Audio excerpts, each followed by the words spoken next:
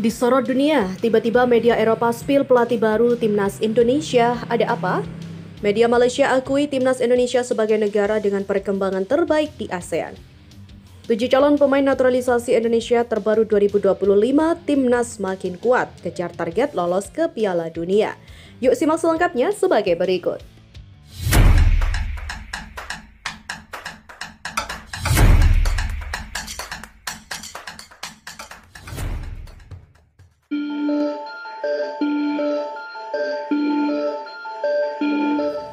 Media Italia, Tuttosport, berspekulasi tentang posisi pelatih Timnas Indonesia seiring dengan evaluasi yang dilakukan oleh Ketua PSSI Erick Thohir terhadap Shin Tae-yong. Pro dan kontra terjadi terhadap masa depan Shin Tae-yong, pelatih Timnas Indonesia saat ini pasca tersingkir di babak penyisihan Piala AFF 2024. Dalam artikelnya yang tayang pada 30 Desember 2024 dan berjudul Thohir ingin Piala Dunia, pelatih Eropa untuk Indonesia, Tuttosport mengulas ambisi Erick Thohir untuk meloloskan Timnas Indonesia ke Piala Dunia 2026.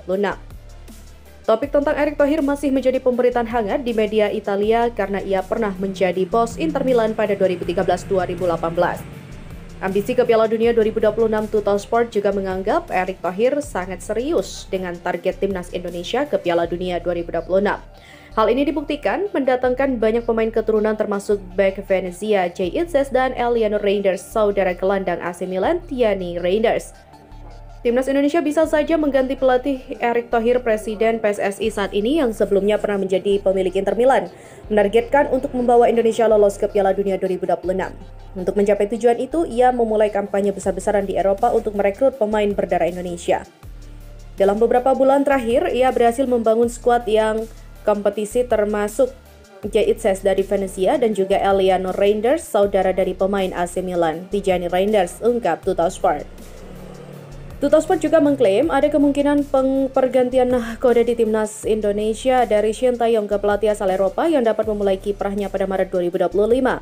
Timnas Indonesia juga akan melanjutkan grup C putaran ketiga kualifikasi Piala Dunia 2026 zona Asia kontra Timnas Indonesia pada 20 Maret 2025 dan juga melawan Timnas Bahrain pada 5 hari berselang. Namun untuk meningkatkan kualitas lebih jauh ada pertimbangan untuk mengganti pelatih, di mana pelatih asal Korea Selatan Shin Tae-yong dianggap terlalu fokus pada aspek fisik dan juga stamina sehingga dinilai tidak lagi memenuhi kebutuhan tim. Oleh karena itu, pelatih baru kemungkinan berasal dari Eropa dan diharapkan sudah bisa siap memimpin tim untuk menghadapi pertandingan melawan Australia dan Bahrain pada Maret 2025.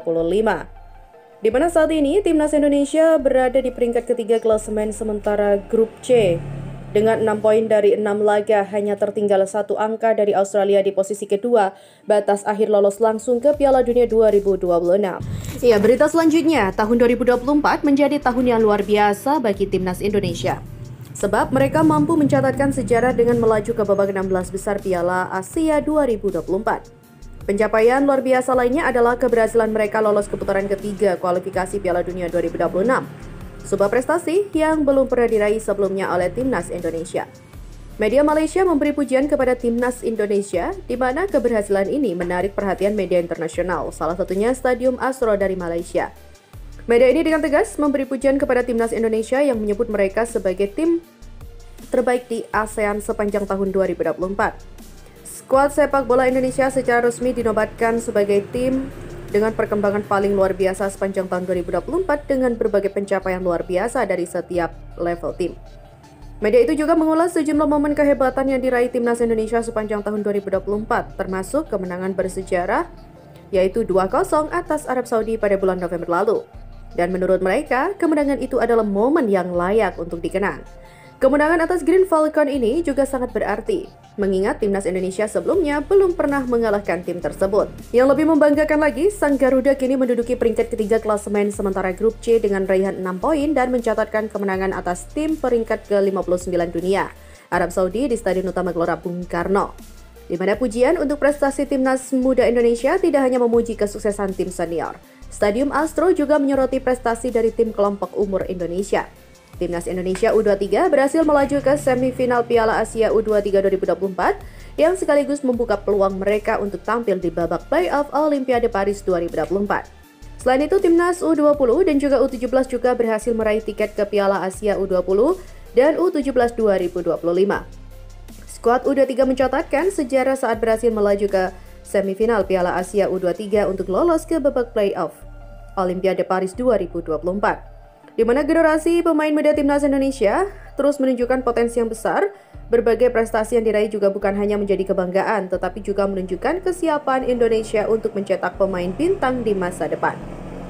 Ditambah lagi, tim muda U17 dan U20 yang tidak ketinggalan mendapatkan tiket ke Piala Asia U17 dan U20 2025.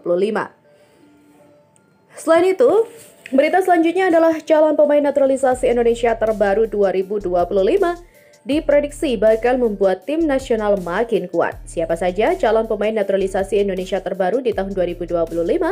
Berikut ini adalah daftarnya. Yang pertama adalah Millian Manhoef. Nama Millian Manhoef menjadi pemain yang santer diperbincangkan menjadi target naturalisasi. Kendati demikian, pemain keturunan itu belum secara terbuka menyatakan minat untuk bergabung. Saat ini, Millian bermain di Stoke City yang berlaga di EFL Championship. Pemain kelahiran 3 Januari 2002 itu dinilai potensial untuk menambah opsi bagi skuad asuhan Sintayong. Kedua adalah Emiliano Jonathans. Sosok pemain keturunan yang baru bergabung dengan FC Utrecht ini santer dikabarkan berminat untuk bergabung. Emiliano Jonathans juga memiliki kakek yang tinggal di Depok, Jawa Barat. Bahkan keluarganya terang-terangan mendorong agar Emiliano menjalani proses naturalisasi. Kendati demikian, dalam beberapa wawancara, Emiliano Jonathans mengaku masih berfokus pada karir di klub. Yang ketiga adalah Tristan Goyer. Saat ini Tristan Goyer sedang dipinjamkan ke PEC Zwolle dan menjadi rekan satu tim dari Eliano Reinders. Sebenarnya Tristan adalah pemain pinjaman dari Ajax Amsterdam.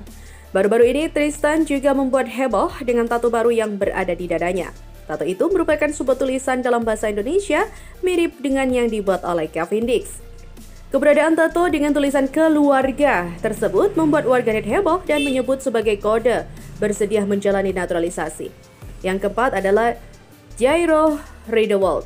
Nama Jairo Riedewald juga sudah lama dikaitkan dengan timnas Indonesia, meski sejauh ini belum ada sinyal lebih kuat.